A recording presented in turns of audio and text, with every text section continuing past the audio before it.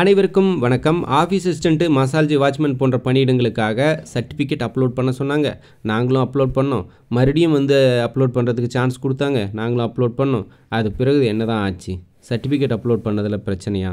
Certificate upload பண்ணாமல் விட்டதுனால பிரச்சனையா? ஏன் டிலே ஆகுது? என்ன இஷ்யூ? எப்போ தான் இதுக்கான ப்ராக்டிக்கல் மற்றும் இன்டர்வியூக்கான அந்த செலெக்ஷன் ஆனவங்களுடைய பட்டியல் வெளிவரும் அப்படின்னு சொல்லி நிறைய பேர் தொடர்ந்து கேட்குறீங்க. உங்களுக்கான அப்டேட் தான் இந்த வீடியோவில் டீட்டெயிலாக பார்க்க போகிறோம். வாங்க வீடியோக்குள்ளே போகலாம். ஸோ தேர்வர்கள் கவனத்திற்கு இந்த ஓஏ மற்றும் மசால்ஜி, வாட்ச்மேன் போன்ற பணியிடங்களுக்கான அடுத்த கட்ட செலெக்ஷன் பட்டியல் எப்பொழுது வரும் அப்படின்ற மிகப்பெரிய கேள்வி, எதிர்பார்ப்பு எல்லார்ட்டையும் இருக்குது. ஆல்ரெடி நம்ம சொல்லியிருந்தோம், இந்த அப்பாயின்மெண்ட்ஸில் பொறுத்தவரை முக்கியமான 2 விஷயங்கள் இருக்குது. இப்போ ரீசெண்ட் டைம்ஸில் இந்த நீதிமன்ற ஜாப் சம்மந்தப்பட்ட விஷயத்தில் இந்த ஆஃபீஸ் அசிஸ்டண்ட் லெவலில் இருக்கக்கூடிய போஸ்டிங்கில் இருக்கக்கூடிய நபர்களை நீதிபதிகள் ஒரு அடிமை மாதிரி நடத்துகிறாங்க அப்படின்னு சொல்லிட்டு அந்த அவங்களுக்கும் யூனியன்ஸ் சங்கங்களெல்லாம் இருக்குது. அவங்க போராட்டம் நடத்துனதாகவும் ப்ரெஸ் மீட் கொடுத்து பேசினது, கரெக்டாக நடத்துறதில்ல, மரியாதை கொடுத்து நடத்துறதில்ல, அசிங்கப்படுத்தி பேசுகிறாங்க, இந்த மாதிரியான விஷயங்களை திட்டுறாங்க, இந்த மாதிரியான விஷயங்களெல்லாம் வச்சு ப்ரெஸ் மீட் கொடுத்துருந்தாங்க. இந்த மாதிரி விஷயத்தெல்லாம் கேட்க முடிஞ்சுது. ஸோ இந்த இஷ்யூ இப்போ வந்தது கிடையாது. கிட்டத்தட்ட 2 வருஷமாக இந்த இஷ்யூஸ் இருக்குது. ஸோ இதன் காரணமாக ஒருத்தர் தற்கொலை பண்ணிக்கிட்டாரு. இந்த மாதிரியான விஷயங்கள் கூட நியூஸில் வந்துச்சு, எல்லோரும் பார்த்துருப்பீங்க. இப்போ தேர்வர்கள் கவனத்திற்கு என்ன அப்படின்னாக்க, இந்த போஸ்டிங்ஸை பொறுத்தவரை அதிகமாக படித்திருக்கக்கூடிய நபர்கள் வரும் பட்சத்தில் அவங்களுக்கான இந்த ஈகோ கிளாஷ் அப்படின்னு சொல்லிட்டு, நான் நிறைய படிச்சிருக்கேன், எனக்கான மரியாதை இல்லையே இந்த ஜாபில், அந்த மாதிரியான நிறைய ஈகோ கிளாஷ் எல்லாம் வருது அப்படின்றதுக்காக இந்த நியமனம், இந்த ஆஃபீஸ் அசிஸ்டன்ட்ன்றது இதுதான். அதை எடுத்துகிட்டு வந்து வையினா வைக்கணும், இதை எடுத்துகிட்டு போகணும், இதை தொடச்சி வையினா தொடச்சி வைக்கணும், இந்த க்ளீன் பண்ணி வையினா வைக்கணும். இதுதான் இந்த ஜாபோட நேச்சர். இதுதான். இதை புரிஞ்சிக்க முடியல இவங்களால் அப்படின்றதுனால இதுக்கான எஜுகேஷன் குவாலிஃபிகேஷனை 8th-லேருந்து 12th வரை எஜுகேஷன் குவாலிஃபிகேஷனை ஃபிக்ஸ் பண்ணாங்க. நீங்கள் 8th-லேருந்து 12th தான் இருக்கணும். டிகிரி அந்த மாதிரி அதிகமாக படிச்சிருக்கக்கூடிய நபர்களுக்கு இதுக்கான இது விண்ணப்பிக்கவே முடியாது அப்படின்ற ஒரு லிமிட்டை கொண்டு வந்தாங்க. இப்போ ஆல்ரெடி முடிச்சிருக்கக்கூடிய ஆஃபீஸ் அசிஸ்டன்ட், மசால்ஜி, வாட்ச்மேன் போன்ற பணியிடங்களுக்கு, இப்போ வாட்ச்மேன் பணியிடத்துக்கு பிஜி முடித்த நபர்கள் கூட விண்ணப்பிச்சிருக்காங்க. ஸோ அவர்கள் பணியில் தொடர்வார்களா? அந்த மாதிரியான நிறைய கேள்விகள் இருக்குது நீதிபதிகளுக்கு.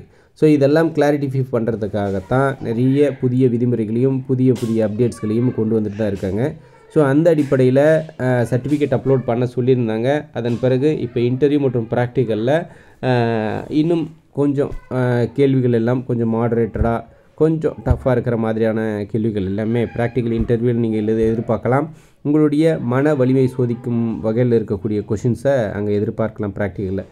இதற்கான வேலைகள் தீவிரமாக நடந்துகிட்ருக்கு. உங்களுக்கான ப்ராக்டிக்கல் மற்றும் இன்டர்வியூக்கான அப்டேட் நெக்ஸ்ட் வீக்கில் வந்துடும் அப்படின்ற தகவல் இருக்குது. ஸோ இந்த காரணத்தினால தான் கொஞ்சம் டிலே ஆகிட்டு இருக்கே தவிர வேறு எந்த ரீசன்ஸும் இல்லை.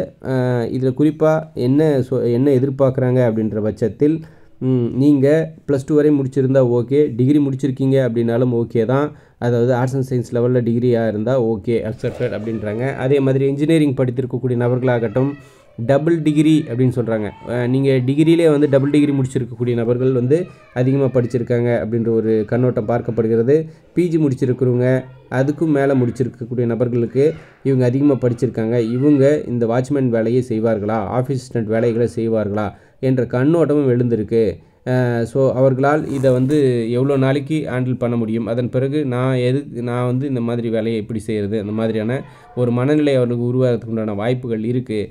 இந்த மாதிரியான கண்ணோட்டத்தில் இந்த பிரச்சனை வருது அப்படின்றத நீதிபதிகள் உணர்ந்திருக்காங்க. ஸோ அதற்குண்டான சில விஷயத்தையும் சேஞ்ச் பண்ணுறதுக்கான வேலைகள் தீவிரமாக பண்ணிகிட்டு இருக்கிறதா தகவல்கள்.